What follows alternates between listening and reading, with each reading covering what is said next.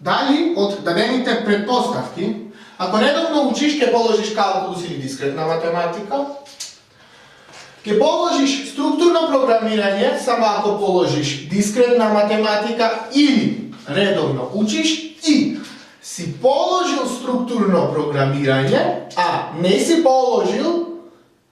положил дискретна математика, може да се заклучи, ќе положиш калкулус, образложи, да се даде доказ, дека ова е вака, дека може да се дојде до овој заклучок, или да се образложи зашто не може да се стаса до овој заклучок. Во оваа задача ние ќе стасаме до заклучокот. Првичко во оваа задача е да ги запишеме дадените предпоставки кои што ни се дадени во природен јазик, со јазикот на логиката или со символична логика. За таа цел најпрво треба да дефинирате прости искази кои што ќе ги искористите. Првата предпоставка е, ако редовно учиш, ќе положиш калкулус или дискретна математика. Тука имаме редовно учиш, ако редовно учиш, понатака, тогаш, тука имаме запика, тогаш ќе положиш калкулус или дискретна математика. Ова може да се каже второто, ќе положиш калкулус или ќе положиш дискретна математика. За првата хипотеза потребни би ни биле следните прости искази.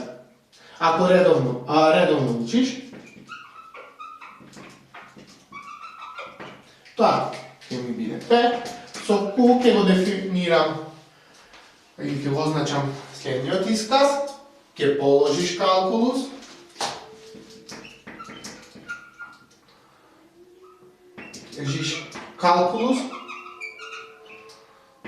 додека со R ќе го дефинирам, ќе положиш дискретна математика. Ќе положиш дискретна математика. Уште еднаш напоменувам, немој да обрнувате многу внимание, да речеме, за времето кој што се користи во речениците дадени со природен јазик, дали минато игнои и така нататък. Таква категорија логиката, сам за јазикот на логиката, словно кажано не познава. Ќе положиш дискретна математика. Со овие три искази, јас можам да ја запишам првата предпоставка. Хајде да видиме дали ни треба некој дополнителен исказ, кој што ќе го користиме за запис на останатите предпоставки или заклучок. Ќе положиш структурно програмирање само ако положиш дискретна математика. Ќе положиш дискретна математика, веќе го имаме како исказ, ќе треба да дефинираме уште еден исказ, а тоа ни е исказот S, кој што ќе ни биде, ќе положиш структурно програмирање. Понатака, значи со S и R јас ќе запишам втората хипотеза. Третата хипотеза, си положил структурно програмирање, а не си положил дискретна математика, можам веќе да ја запишам со S и со R, така да нов прост исказ нема да ми биде потребен за неа. Ајде да го видиме заклучокот, ќе положиш калкулус, тоа ни е Q и веќе го имаме. Вториот чекор.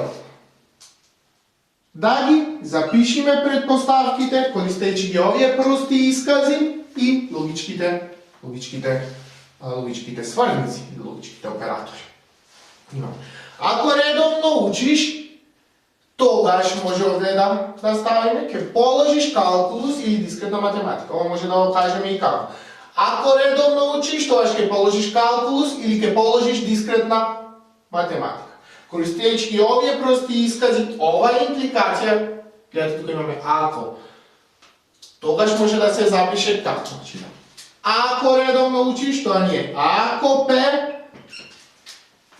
тогаш ќе положиш калкулус, тоа ни е Q, или ќе положиш дискретна математика.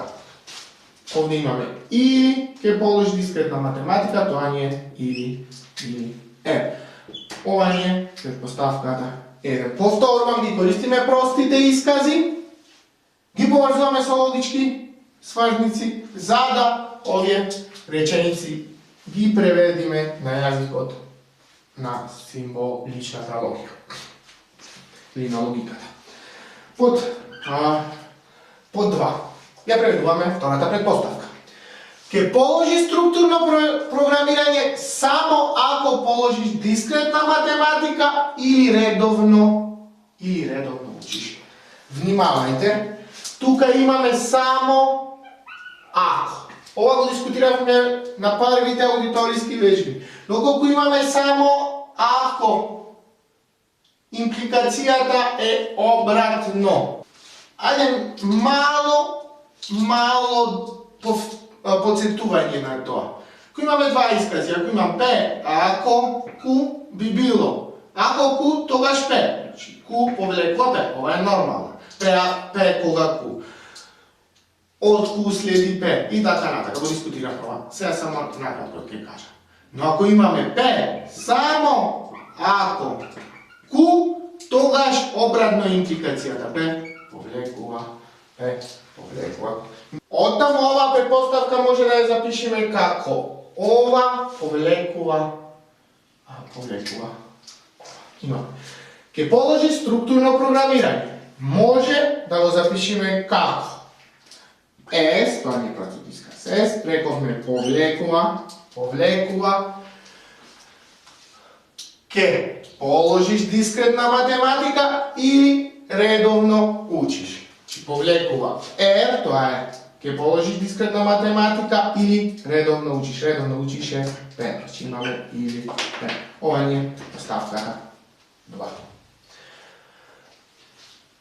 Третата предпоставка, си положил структурно програмирање, а не си положил дискретна математика, може да се каже како? Си положил структурно програмирање и не си положил дискретна математика. Значи, А може да, односно А се преведува како и значи, истовремено важи дека си положил структурно програмирање и не си положил дискретна математика. Си положил структурно програмирање, тоа е S, ќе положи структурно програмирање, рековме да ние да не гледајте и имаме и не си положил дискретна математика. Имаме негација на R. Ако R ќе положи дискретна математика, негацијата би била, ќе биде, нема да положиш дискретна математика. Рековме, заклучокот, настава го пишуваме, заклучокот ни е треба да стасаме од овие предпоставки до заклучокот. Со опростување на 3, претходно што го објаснувавме, може да заклучиме и S, но може да заклучиме и не S. Значи и овде имаме опростување на 3 и тука имаме опростување на 3. Забележуваме, имаме конјункција. Тогаш правиме опростување. Кажаме ако имаме или тоа не може да се направи. Правилно применувајте ги правилата на заклучување. Кој е сега да го искористиме? Тука. Сам најпрво да стасам до овај дел, каде што е или П, некако ќе го искористам. Ајде да видиме што може од тука да се направи. Од S повлекува R или П и S, што може да се заклучи? Имаме S повлекува R или П и S.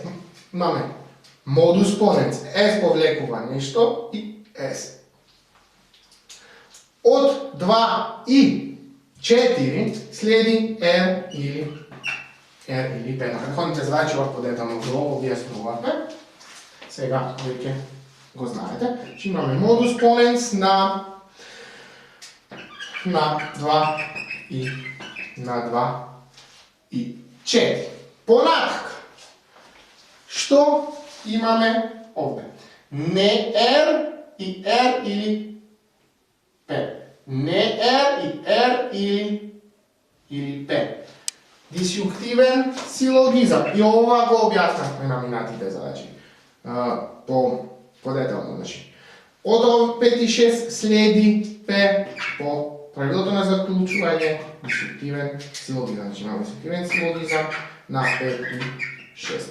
Мора од страна, уште еднаш повторувам, да ги пишувате правилата кои што ги искористивте во секој чекор. Зошто сакав да стасам до П? Па само во овој дел имам Q. Па стратегијата ми е некако да стасам до П или до нешто кое што ми доведе до некој израз кој што го има Q. А Q забележите од кај? Од сите три предпоставки го имам само кај квадрата. Имаме P повлекува Q или R и имаме P. Значи имаме P повлекува Q или R и P. Што може од овде да заклучиме? Како осо. Може да заклучиме Q или R. И тука употребивме модус поненс. Сега направивме модус поненс на 1 и 7. Во наредниот чекор ќе го заклучам тоа што се пара во оваа задача. Имаме Q или R и не R. Пак деструктивен силогизам може да заклучиме Q. Деструктивен силогизам на 5 и 8. Стасавме до заклучокот, ќе положиш калкулус. Конечно, веќе дадовме доказ, односно докажавме дека од предпоставки може да се стаса до заклучокот. Тоа представува и образложението на оваа задача. Од дадените предпоставки може да се стаса до заклучокот.